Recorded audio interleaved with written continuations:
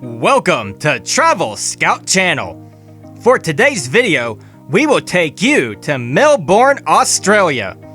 We will be going to explore Melbourne and discover the best places to visit, things to do, what to eat, and everything that makes your stay here memorable.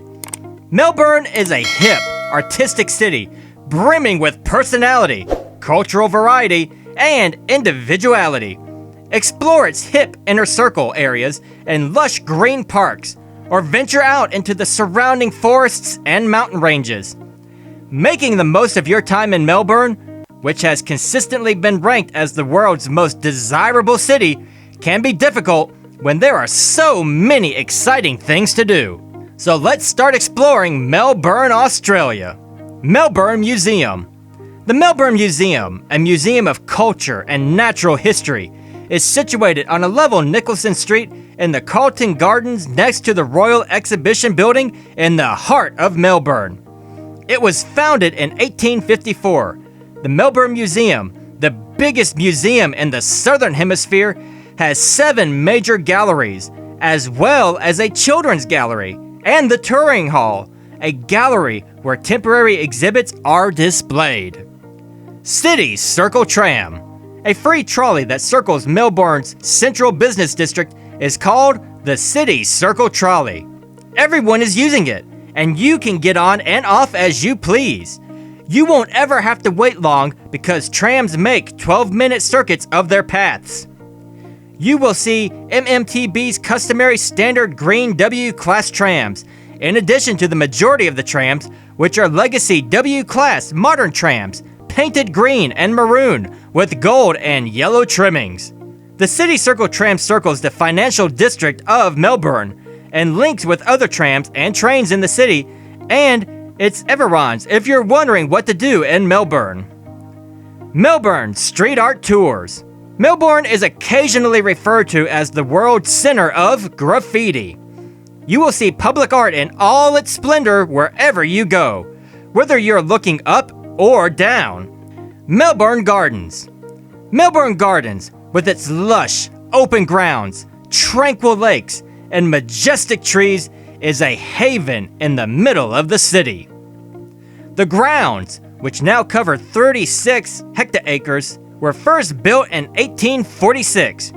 A collection of more than 50,000 plants from around the globe, including some endangered and rare species, can be found there. Aussie Brewery Tours. You may want to research Aussie Brewery Tours if you enjoy alcohol and are over 21. You will be given a journey of Victoria's top beer and cider producers by their knowledgeable guides and beer connoisseurs. You will discover more about the history and culture of Melbourne and Victoria, as well as the brewing process. Pastuso.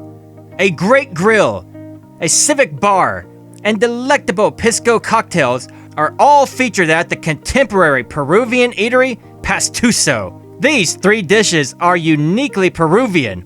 A historic blue stone laneway in Melbourne is home to the trendy, entertaining, and colorful bistro-style eatery Pastuso. St. Kilda Beach.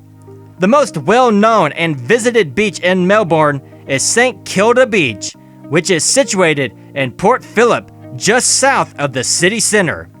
From St. Kilda Harbor to St. Kilda Marina, there is a long, sandy beach. The beach is shielded from strong ocean currents due to its position at the northeastern corner of Port Phillip, despite the fact that it can be windy here. Eureka Sky Deck. The Eureka Sky Deck is an observation deck that can be found on the 88th level of Melbourne's Eureka Tower on Riverside Quay in the South Bank neighborhood. The Eureka Sky Deck, which was inaugurated in 2007, is the tallest public observation area in a structure in the Southern Hemisphere. 30 viewfinders are available for visitors to use in order to see all of Melbourne's most famous sights. National Gallery of Victoria.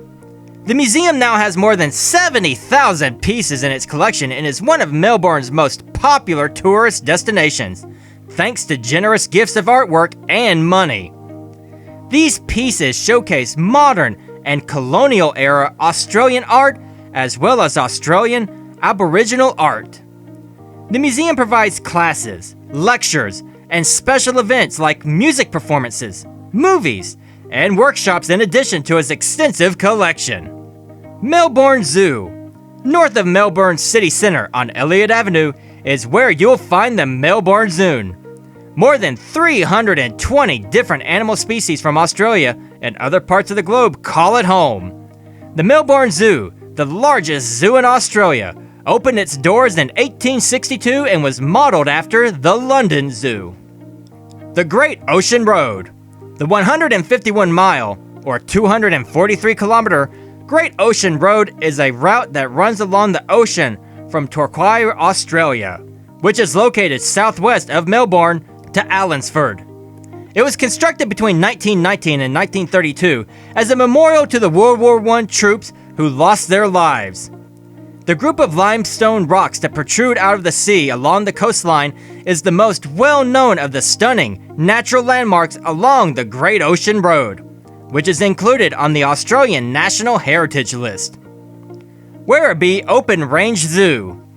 Southwest of Melbourne Centre is Werribee Park. Along the Werribee River is where you'll find the Werribee Open Range Zoo. It belongs to the Zoological Parks and Gardens Board and has an African motif. Bus trips are available for visitors to explore the zoo's 560 acres and see camels, giraffes, hippos, rhinos, zebras, and many other animals. Shrine of Remembrance. One of Melbourne's most reflective destinations is the Shrine of Remembrance. It is a striking and educational location that was constructed as a memorial to the troops who died while serving in the First and Second World Wars. Brighton Beach. Brighton is 11 kilometers from Melbourne's downtown, which makes it farther than St Kilda. However, if you want to explore the beach while you're in Melbourne, it's definitely worth the trip. There are 82 bright bathing receptacles at Trendy Street Beach. They are one of Melbourne's most well-liked tourist sites and are perfect for Instagram. Old Melbourne Gaol.